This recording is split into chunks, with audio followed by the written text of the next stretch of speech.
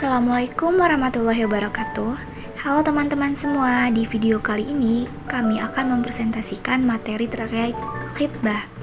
Sebelumnya perkenalkan, kami dari kelompok 1 kelas BKI 6B dalam mata kuliah Fikih Keluarga yang diampu oleh Bapak Haji Ismail.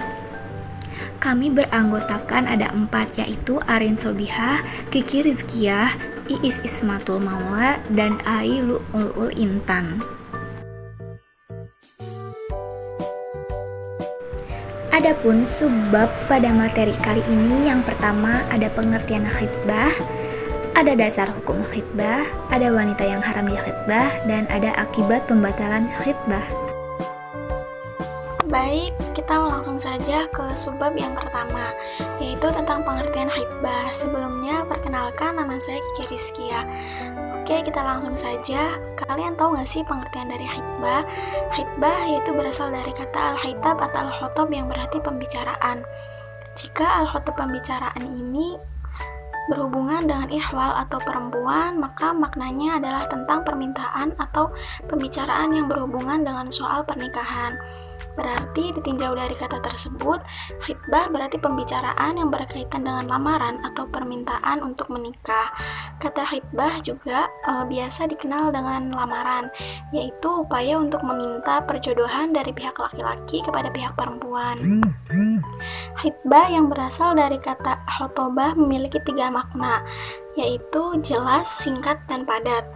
Yang mana maksud dari jelas tersebut adalah ketika seseorang mengkhitbah atau meminang wanita harus jelas tujuannya, bahwa dia akan menikahi perempuan tersebut. Nah, kemudian arti dari kata singkat, padat, dan jelas ini, jika dia telah melangsungkan khitbah, maka alangkah baiknya menyegerakan waktu akad agar tidak ada kejadian yang mengkhawatirkan, yang tidak diinginkan. Kemudian yaitu secara etimologi, khitbah atau meminang artinya meminta seorang wanita untuk dijadikan istri untuk dirinya sendiri ataupun untuk orang lain. Kemudian secara terminologi, meminang atau khitbah adalah kegiatan atau upaya ke arah terjadinya perjodohan antara pihak laki-laki dan pihak perempuan untuk dijadikan istri. Kemudian menurut istilah fikih, khitbah berarti menunjukkan permintaan untuk perjodohan dari seorang perempuan baik secara langsung maupun tidak langsung dengan perantara seseorang yang dipercayai. Wahab Az-Zuhaili mengatakan bahwa khitbah ialah pernyataan keinginan dari laki-laki untuk menikahi wanita tertentu. Kemudian pihak wanita memberitahukan kepada keluarganya atau walinya pernyataan ini bisa disampaikan secara langsung maupun melalui keluarga lelaki tersebut.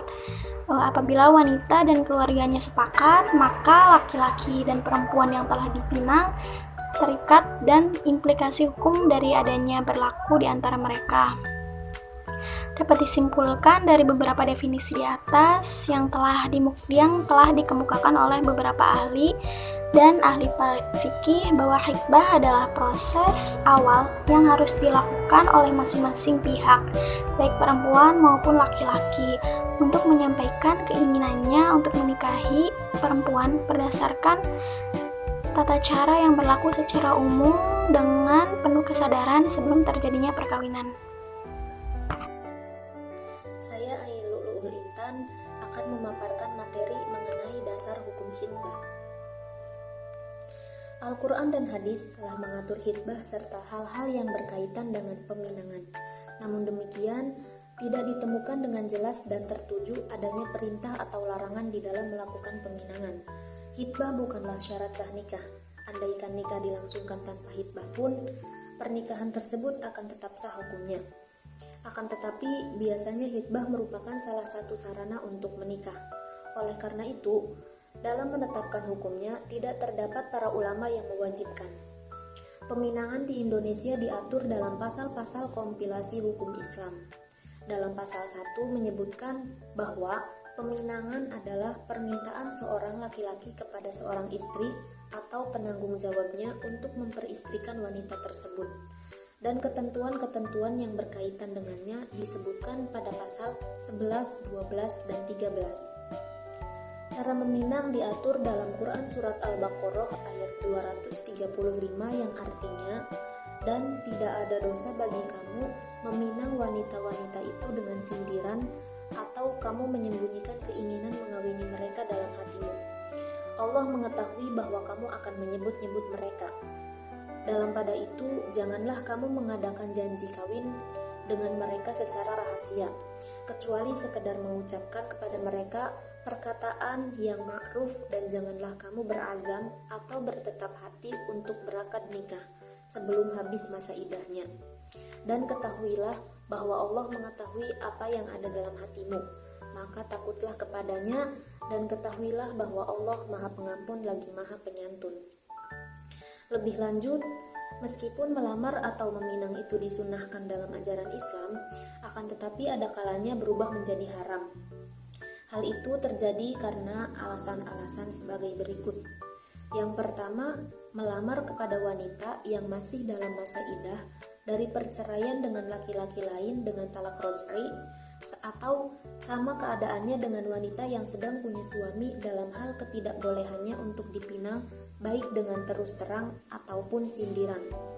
Yang kedua, melamar wanita yang diketahui olehnya telah dilamar oleh laki-laki serta lamarannya diterima.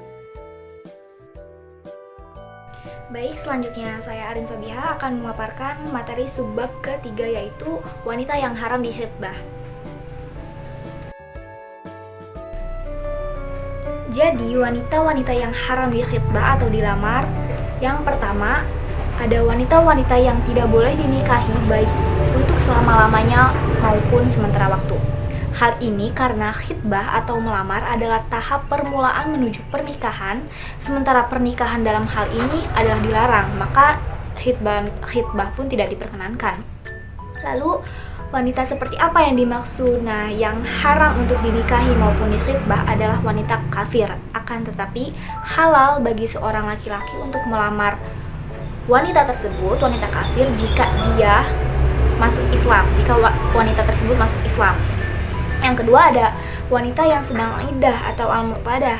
Meskipun perempuan mu'tadah masuk dalam cakupan keumuman perempuan yang haram dinikahi sementara waktu, namun untuknya ada hukum-hukum dan rincian-rincian yang khusus, dan hukum khitbah untuk masing-masing perempuan mu'tadah berbeda-beda sesuai perbedaan keadaannya.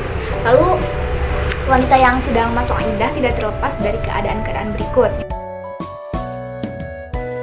Yang pertama, wanita yang sedang menjalani iddah karena ditinggal mati suami. Yang kedua, wanita yang menjalani masa iddah karena talak raj'i atau talak pertama dan kedua. Dan yang ketiga, ada wanita yang menjalani masa iddah karena talak bain atau talak ketiga. Lebih lanjut, saya akan menjelaskan yang pertama, wanita yang sedang menjalani iddah karena ditinggal mati suami. Nah, laki-laki tidak boleh menyampaikan khitbah kepadanya secara terang-terangan, seperti mengatakan, aku ingin menikah denganmu, atau jika masa iddahmu habis, aku akan menikahimu. Nah, para ulama telah sepakat untuk mengharamkannya. Namun menurut Ibnu Abidin, Mughni al-Muhtaj, dan Kasib al-Qana mengatakan boleh bagi pihak laki-laki atau pria menyampaikan keinginan menikahi perempuan tersebut, tetapi dengan cara sindiran atau takrid. Maksudnya bagaimana? Nah, jadi pihak laki-laki atau pria boleh mengutarakan keinginannya untuk meminang wanita tersebut, tetapi tidak secara terang-terangan, melainkan dengan sindiran. Yang kedua, ada wanita yang menjalani masa iddah karena talak raj'inya atau talak pertama dan kedua. Nah, tidak boleh melamar perempuan ini dengan cara terang-terangan maupun dengan sindiran selama masa iddahnya berlangsung. Karena wanita yang dalam masa iddahnya karena talak raj'i ini masih berstatus istri orang. Jadi, pernikahannya dengan suami pertama itu masih berjalan sebetulnya, sehingga jika ada pihak pria lain yang melamarnya baik secara langsung maupun dengan sindiran, itu tidak boleh ya, haram, karena dianggapnya seperti tindakan menyelingkuhi istri orang. Lalu yang ketiga, yang terakhir, ada wanita yang menjalani masa iddah karena talak bain atau talak ketiga. Para ulama bersepakat menyatakan bahwa tidak boleh melamar perempuan ini dengan cara terang-terangan, namun jika lewat sindiran itu boleh. Adapun beberapa catatan dari apa yang telah saya sampaikan tadi. Yang pertama, jika seorang laki-laki melamar seorang wanita dalam masa iddah secara terang-terangan atau secara syariah, kemudian dia menikahinya setelah berakhirnya masa iddah, maka dia berdosa. Sedangkan pernikahannya tetap sah. Adapun jika menikahinya dalam masa iddah, maka pernikahannya batal seperti yang telah dijelaskan. Hal ini karena khitbah tidak menyertai akad nikah sehingga tidak mempengaruhinya. Dan karena khitbah bukan merupakan syarat sahnya nikah, maka nikah tersebut tidak fasah hanya karena khitbahnya tidak benar. Lalu yang kedua, jika seseorang laki-laki atau pria menikahi seorang wanita yang berada dalam masa iddah, maka keduanya harus dipisahkan dan wanita tersebut harus menyelesaikan masa iddah dari suami pertama, kemudian menjalani lagi masa iddah dari suami yang kedua. Dan terkait mahar yang diberikan kepada wanita, jika dia mengetahui bahwa pernikahan semacam itu tidak diperbolehkan, maka imam kaum muslimin berhak memilih antara menyerahkan mahar tersebut, menyerahkan kepadanya, atau menyimpan di Baitul Mal sebagai takjir atau hukuman atasnya. Selanjutnya, perkenalkan saya Iis Ismatul Maula akan memaparkan materi yang terakhir, yaitu mengenai akibat pembatalan khitbah. Meskipun Islam mengajarkan bahwa memenuhi janji adalah suatu kewajiban yang harus ditaati, dalam masalah janji akan kawin terkadang terjadi hal-hal yang dapat menjadi alasan yang logis dan sah menurut Islam untuk membatalkan suatu peminangan.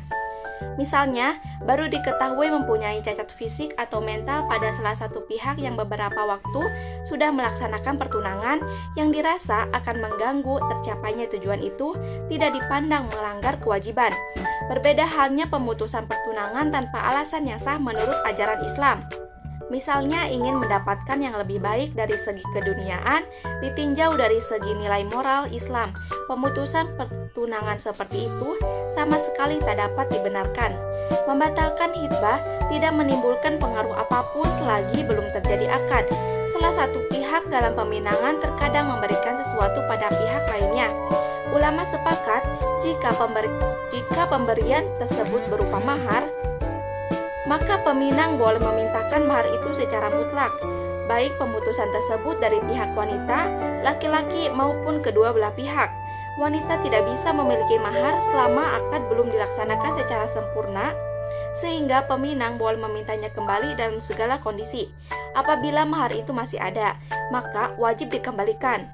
Sedangkan apabila barangnya telah habis, maka wajib diganti ataupun diuangkan. Akibat putusnya pertunangan, maka yang telah memberikan barang-barang pertunangan berhak menuntut kembali barang-barang tersebut, dan pihak yang telah menerima berkewajiban mengembalikannya sebagai wujudnya semula. Baik, cukup sekian pemaparan materi dari kelompok 1 mengenai khitbah. Kurang lebihnya mohon maaf. Kami ucapkan terima kasih. Wassalamualaikum warahmatullahi wabarakatuh.